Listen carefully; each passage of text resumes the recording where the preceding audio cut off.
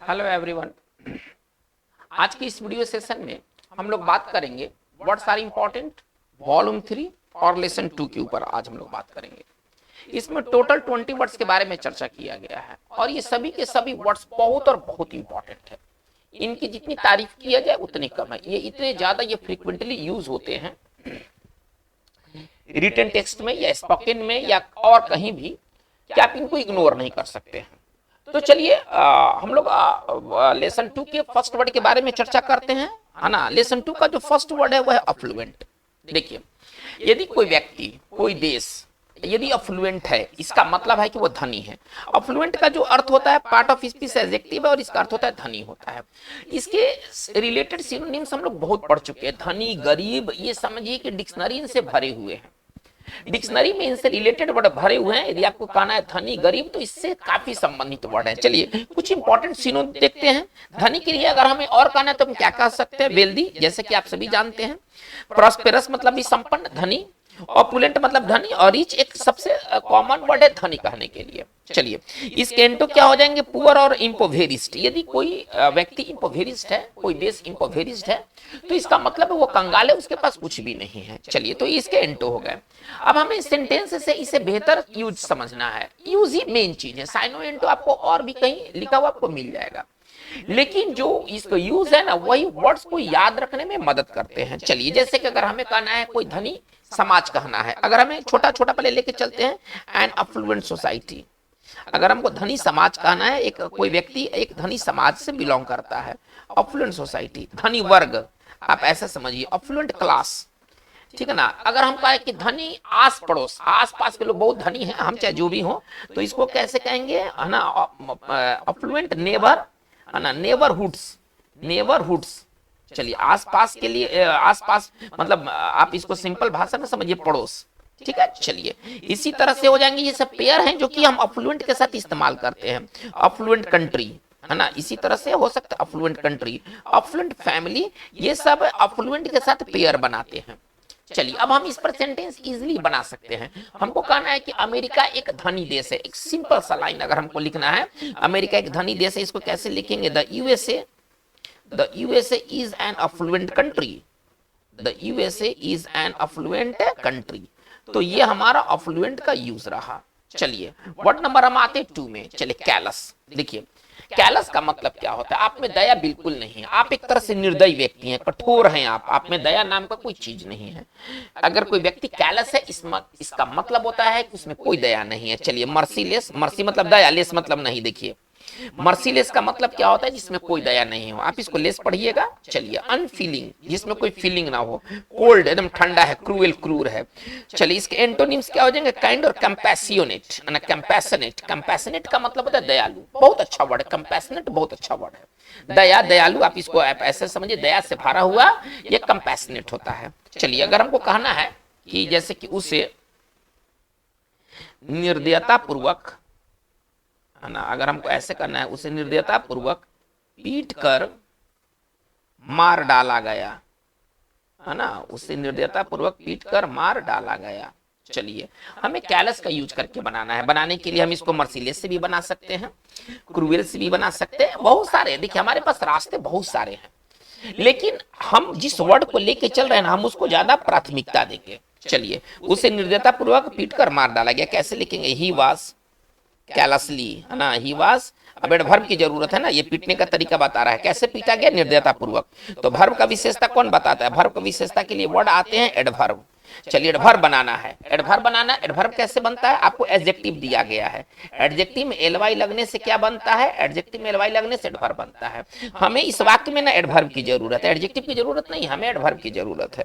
He was callously. चलिए adverb बनाना है तो कैसे बन गया? He was callously. चलिए पीटने के लिए वर्ड है बीट, तो बीट का भीतर हो जाएगा beaten. He was callously beaten to death. उसको इतना पीटा गया कि वो मर गया। तो चलिए ये हमारा कैलस का यूज रहा। हम आगे बढ़ते हैं। कॉस्मिक। देखिए कॉस्मिक का मतलब क्या होता है? कॉस्मिक का संबंध ब्रह्मांड से होता है। यदि कोई चीज यदि ब्रह्मांड से रिलेट करता है, कॉस्मिक का 2 अर्थ है। एक तो इसका ब्रह्मांड या ब्रह्मांड से जुड़ा हुआ, है ना, जिस कॉस्मिक रे होता है, ब्रह्मांड से चलने वाली किरण कॉस्मिक रे कहलाएगी। चलिए, रिलेटिंग टू द यूनिवर्स, इसका एक्सप्लेनेशन क्या है ना, जो कि जिसका संबंध ब्रह्मांड से हो, जो ब्रह्मांड से जुड़ा हुआ हो। सिनोनिम्स के तौर पर हम लिख सकते हैं एक्स्ट्रा टेरेस्ट्रियल। देखिए, टेरेस्ट्रियल पृथ्वी को टेरेस्ट्रियल कहते हैं, और एक्स्ट्रा टेरेस्ट्रियल का मतलब क्या हुआ, जो कि पृथ्वी से बाहर हो, वही यूनिवर्स जो पृथ्वी से बाहर का एरिया है। चलिए, अब क्या कहते हैं कि कॉस्मिक का दूसरा मतलब क्या है, बहुत बड़ा, बहुत गहरा, लेकिन विशेष तौर पर किसी चीज के महत्व में, है ना। इसका सिनोनिम्स क्या हो जाएगा, वास्ट, ह्यूज, मेजर और प्रोफाउंड। मतलब आप ऐसे समझे कि कॉस्मिक का दो अर्थ है, एक ब्रह्मांड से रिलेटेड है और एक बड़ा, है ना, एक बड़ा या गहरा से रिलेटेड है। सेंटेंस से समझ में आ जाएगा हम आपको क्या बताना चाहते हैं। जैसे कि अगर लिखा जाए a discovery of, a discovery of, ठीक है ना। चलिए, हमको लिखना cosmic, a discovery of cosmic importance. चलिए, एक छोटा सा मैं वाक्य का खंड लिखा हूं, a cosmic of, a discovery of cosmic importance. इसका हिंदी क्या निकलेगा कि बहुत बड़ा महत्व, है ना। यहाँ देखिए, यहाँ पर ब्रह्मांड से मतलब नहीं है, बहुत बड़ा महत्व का कोई खोज हुआ है। A discovery of cosmic importance, cosmic significance, ठीक है। चलिए, लेकिन कॉस्मिक का मतलब ब्रह्मांड से होगा। जैसे कि अगर मैं कॉस्मिक रे में बोलूं, कॉस्मिक, है ना, रेज, है ना। अब ये रेस का मतलब किरण है, ये तो कौन सा किरण है, वो किरण जो ब्रह्मांड से निकलती है। कॉस्मिक थियरी, कॉस्मिक डस्ट, देखिए ब्रह्मांड में जो धूलकण है उसके लिए वर्ड क्या, कॉस्मिक डस्ट है। कॉस्मिक थियरी यानी कि वो सिद्धांत जिसका संबंध किससे है, ब्रह्मांड से है। तो इस तरह से और भी आगे नाउन जा सकते हैं।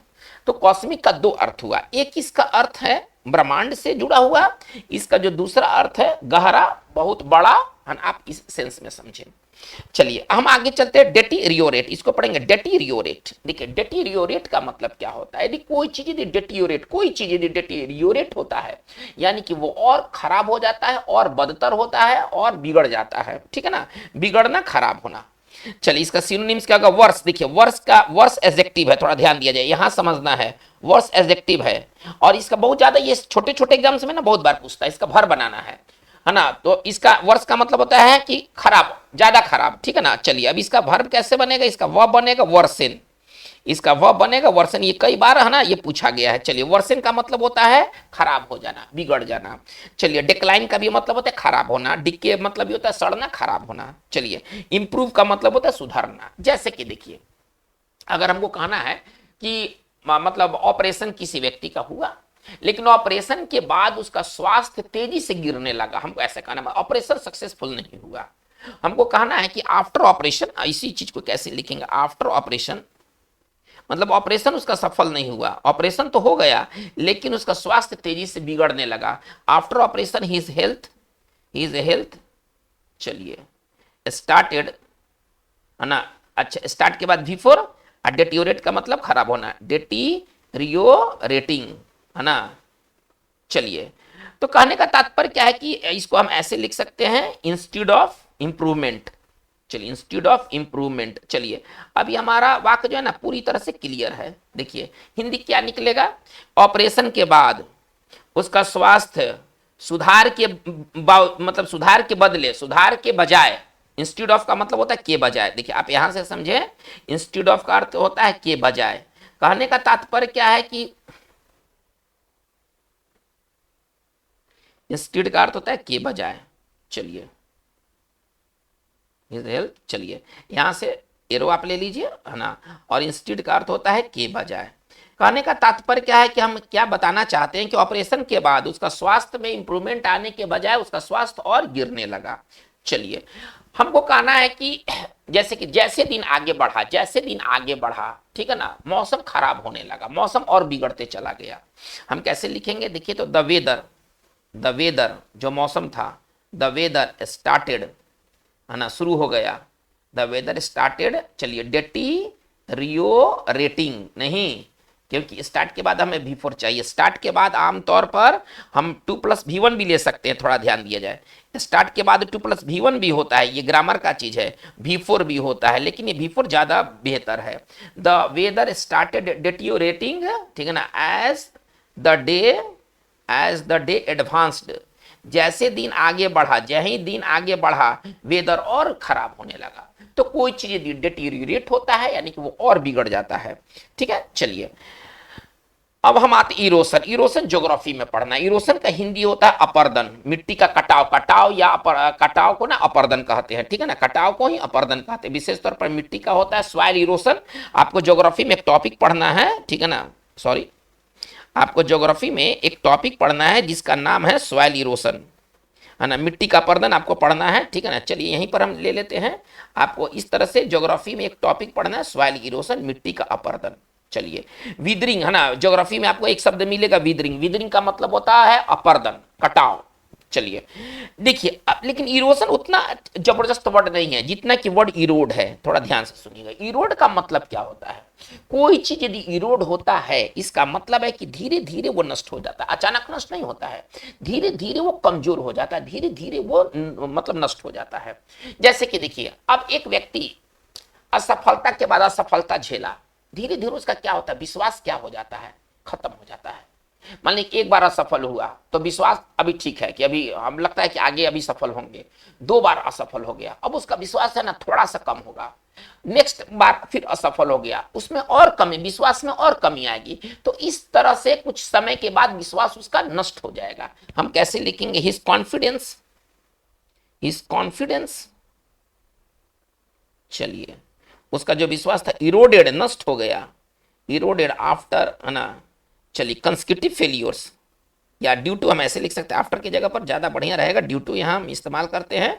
कैसे लिखेंगे? His confidence eroded due to, चलिए कंसेक्यूटिव, है ना, कंसेक्यूटिव का मतलब लगातार, कंसेक्यूटिव का मतलब होता है लगातार। चलिए कंसेक्यूटिव फेलियर्स, हिंदी क्या निकलेगा कि लगातार असफलताओं के बाद उसका जो विश्वास है वो नष्ट हो गया। ये हमारा रहा इरोड। इरोड का मतलब होता है खत्म हो जाना। आइए फ्लैग्रांट।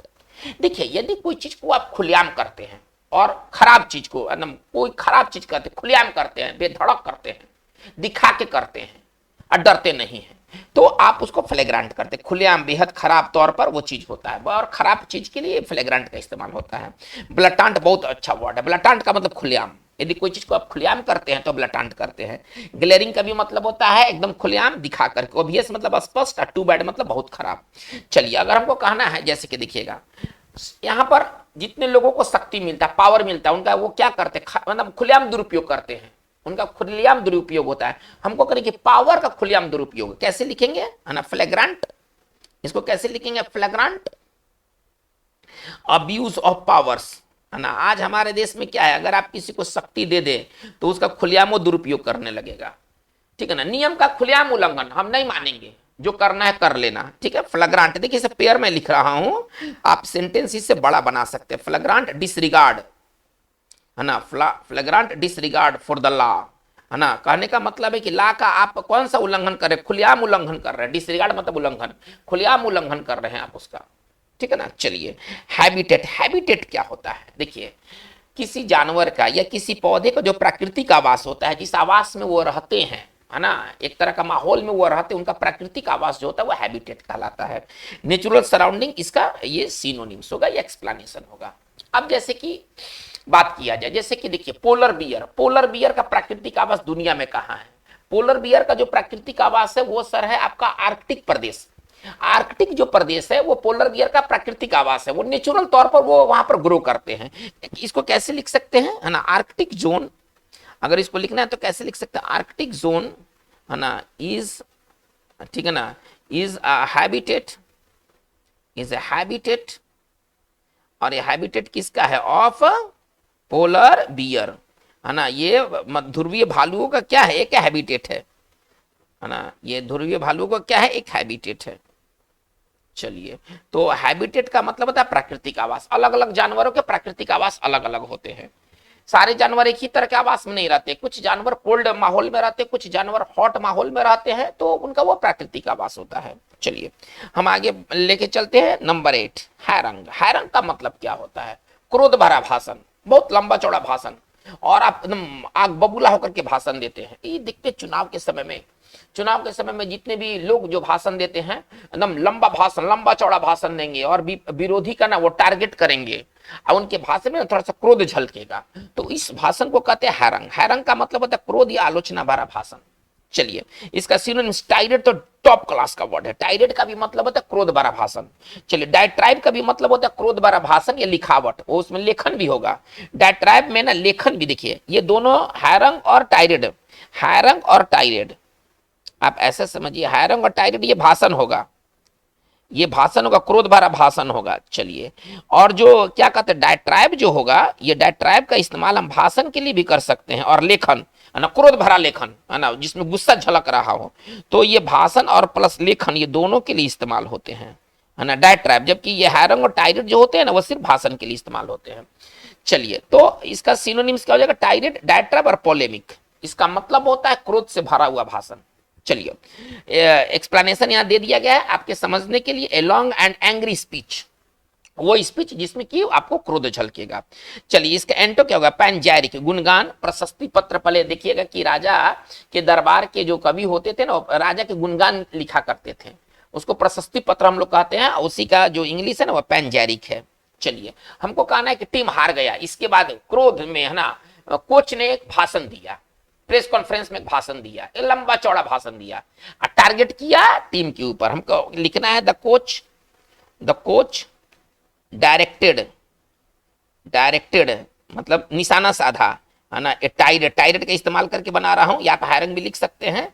एट द टीम है ना, टीम पर निशाना साधा। आफ्टर लॉस है ना, हार के बाद, हार के बाद कोच ने टीम के ऊपर एक कट्टू भरा एक भाषण दिया, कट्टू वाला भाषण दिया। चलिए इंडेफैटिगेबल, इंडेफैटिगेबल कौन होते हैं, जो कभी थकते नहीं है, जो कभी ना थके है ना, वो इंडेफैटिगेबल कहलाते हैं। इसका सिनोनिम्स होगा टायरलेस, जो थके नहीं, अनटायरिंग है ना, लगातार वो जारी रखा है।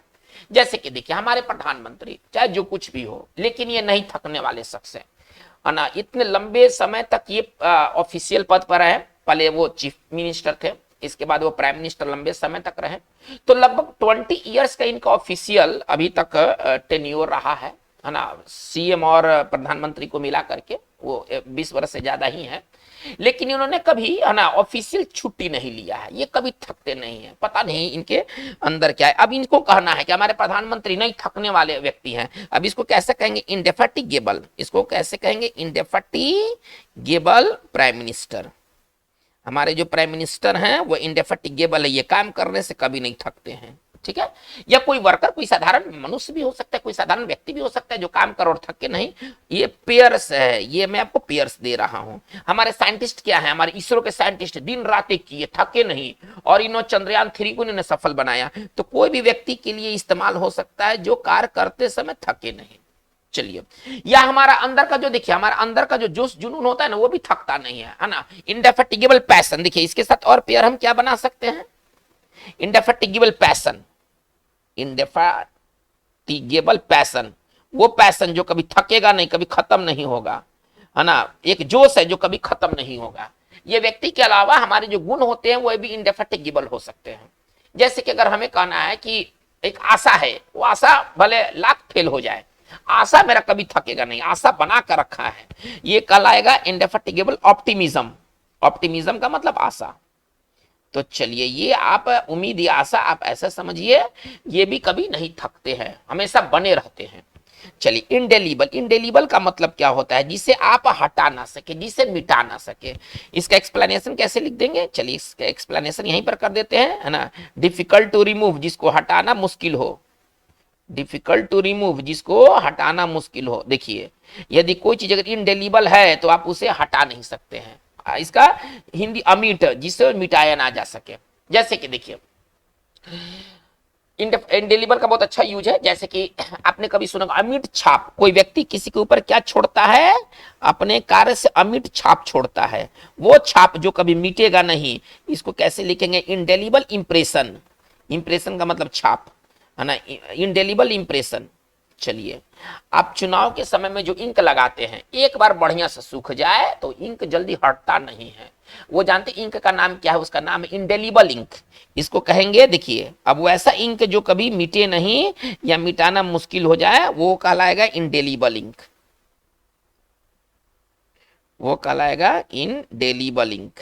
चलिए देखते हैं और क्या क्या पेयर बन सकता है ना। इंडेलीबल इंक का मतलब वो इंक जो कि जिसे मिटाना मुश्किल हो। इसी तरह से मार्कर भी आते हैं है ना, परमानेंट जिसको हम लोग मार्कर कहते हैं ना, जिसको हम लोग परमानेंट मार्कर कहते हैं, इसका एक साइनो क्या हो जाएगा, परमानेंट हो जाएगा, इसका एक साइनो क्या हो जाएगा, परमानेंट हो जाएगा। इंडेलिबल का एक साइनो क्या हो जाएगा, परमानेंट। तो जो उसको हम परमानेंट मार्कर कहते हैं, दूसरे भाषा में क्या कह सकते हैं, इंडेलिबल मार्कर, है ना, कि एक बार अगर लिख दिया जाए तो उस लिखावट को मिटाना कठिन हो जाएगा। चलिए, इंडिजिनस, हमारा नेक्स्ट वर्ड इंडिजिनस। इंडिजिनस का मतलब क्या होता है, मूल, स्वदेशी। अब प्रीपोजिशन अपने साथ ये क्या लेता है, टू लेता है ना। इंडिजिनस के साथ हम प्रीपोजिशन टू का यूज करेंगे। देसी या देशज या मूल के लिए क्या वर्ड है, नेटिव, ओरिजिनल और एबोरिजिनल, ठीक है ना। ये सबका मतलब होता है मूल, देसी, देशज। चलिए, इसके एंटो दो हैं, है ना, फॉरेन और एक्सोटिक, विदेशी या विदेशज। चलिए, हमको कहना है कि तुलसी भारत का अपना पौधा, भारत का मूल पौधा है। हमको कहना है तुलसी भारत का मूल पौधा है, मतलब यही इसकी उत्पत्ति स्थल है, मूल पौधा है। अब इसको आसानी से आप लिख सकते तुलसी इज, है ना। ये तो पता है कि पौधा है तो प्लांट या ट्री लिखने की जरूरत नहीं है, पता है कि तुलसी क्या है ना। तुलसी इज इंडिजिनस, देखिए कैसे लिखा जा रहा है, तुलसी इज इंडिजिनस। आइए, प्रीपोजिशन क्या लेता है, यहां से चेक कर ले सकते हैं, प्रीपोजिशन में से टू लेता है, ठीक है ना। का अंग्रेजी पता नहीं क्या होगा, हमें इंडिजिनस लेके चलना है, इंडिजिनस अपने साथ टू लेता है। कैसे लिखेंगे, तुलसी is indigenous to India.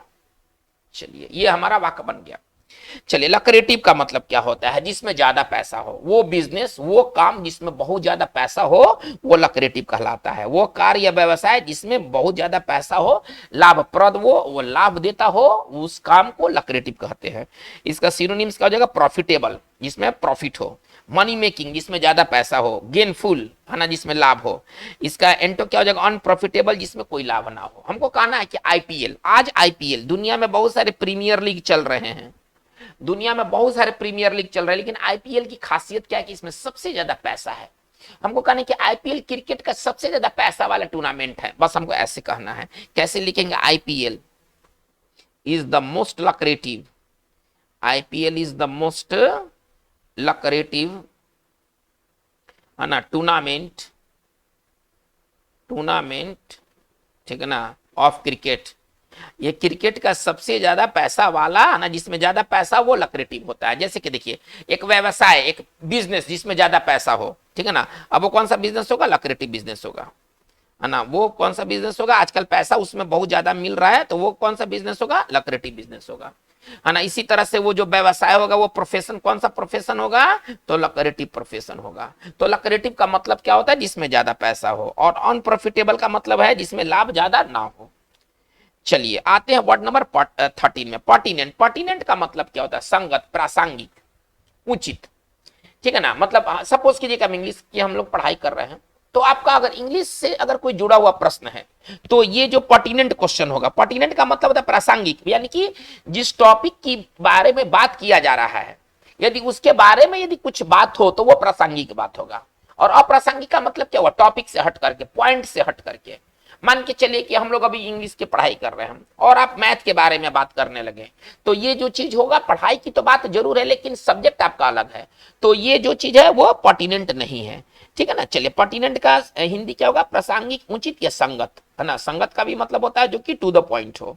Cyano, इसका रेलेवेंट, रेलेवेंट का ज्यादा इस्तेमाल, पर्टिनेंट से ज्यादा इस्तेमाल रेलेवेंट का होता है। रेलेवेंट स्पोकन वर्ड है, रिटेन वर्ड है, दोनों तरह का वर्ड है। पर्टिनेंट बेसिकली तौर पर एक रिटेन वर्ड है। चलिए, टू द पॉइंट इसका एक्सप्लेनेशन हो गया। चलिए, इरेलेवेंट, असंगत, है ना, बिंदु से हट करके। उन्होंने, है ना, कुछ संगत प्रश्न को उठाया, कुछ प्रासंगिक प्रश्न को उठाया, यानी कि कौन से प्रश्न जिस पर डिस्कशन हो रहा था, है ना। अगर हमको कहना है कि लोगों ने कुछ संगत प्रश्न उठाया, कुछ प्रासंगिक प्रश्न उठाया, यानी कि कौन सा प्रश्न जिस, ना, जो टॉपिक पर बात हो रही थी।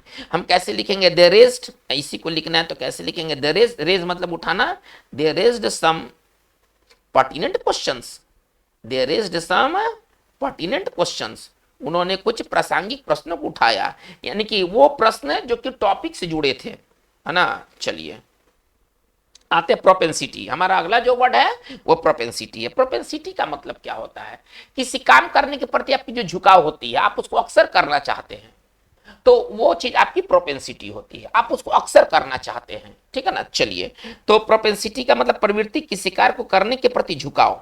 चलिए, सिनोनिम्स क्या हो जाएगा, टेंडेंसी, पेंचांट, डिस्पोजिशन है ना, बेंट और इंक्लाइनेशन, इंक्लाइनेशन मतलब झुकाव।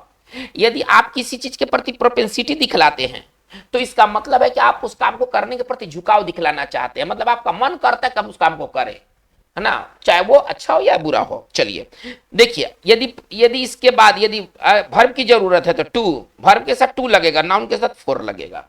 वर्ब के साथ हम प्रीपोजिशन टू का इस्तेमाल करेंगे, प्रोपेंसिटी टू, और अगर नाउन होगा तो प्रोपेंसिटी फोर। जैसे कि आप ये वाक्य देखिए, देखिए जो छोटे छोटे जो बच्चे होते हैं इनके क्या प्रवृत्ति होती है, कोई चीज को उठाना है और सीधे मुंह के अंदर डालना है।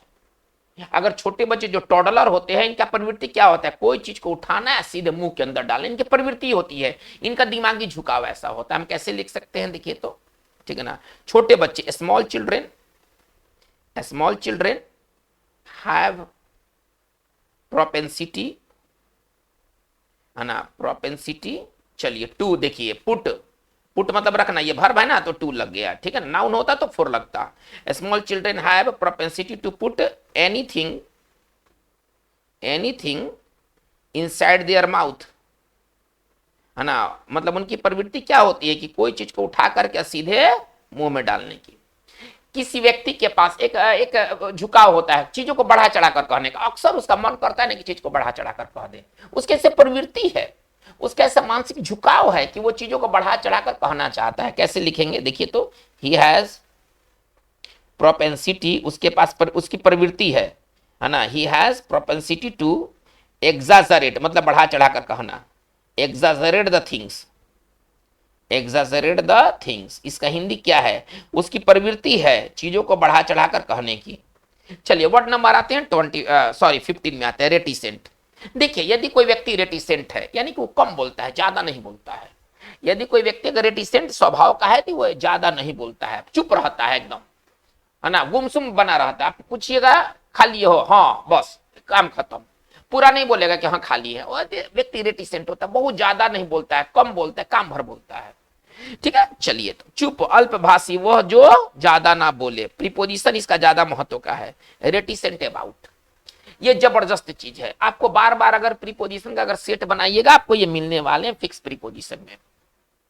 चलिए इसका सिनोनिम्स क्या हो जाएगा, रिजर्व्ड साई, साई शर्मिला, अनकम्युनिकेटिव जो ज्यादा बातचीत ना करे, इंट्रोवर्टेड जो अंतर्मुखी हो, ठीक है ना। चलिए कम्युनिकेटिव और फ्रैंक मतलब बातचीत करने वाला, इसको अगर सिंपल अगर हिंदी कहें तो बातचीत करने वाला। अगर कोई व्यक्ति अगर कम्युनिकेटिव टाइप का है तो बातचीत करता है वो।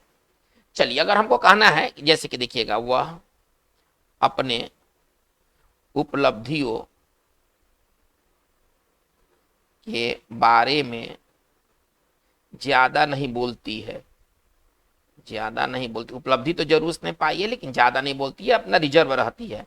हमको इसको बनाना है अपने तरीके से। चलिए कैसे लिखेंगे, सी इज रेटिसेंट, है ना, रेटिसेंट में व्यक्ति कम बोलता है, about her achievements, about her achievements, तो ये हमारा रेटिसेंट रहा, ठीक है ना। रेटिसेंट का मतलब होता है जो कम बोले, जो अल्पभाषी हो वो रेटिसेंट होते हैं। चलिए हम लोग आगे बढ़ते, स्प्यूरियस, स्प्यूरियस का मतलब क्या होता है, नकली, जाली।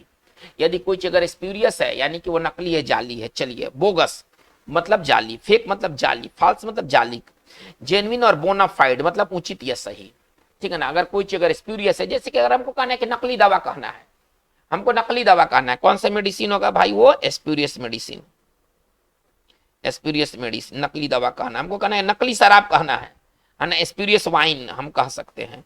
हमको नकली नोट कहना है, स्प्यूरियस नोट्स कह सकते हैं। तो कोई चीज जो कि नकली है हम उसको स्प्यूरियस का यूज करके बना सकते हैं। चलिए अनड्यूलेट आते हैं, वर्ड है अनड्यूलेट। अनड्यूलेट का मतलब क्या होता है, देखिए जो लहर की तरह,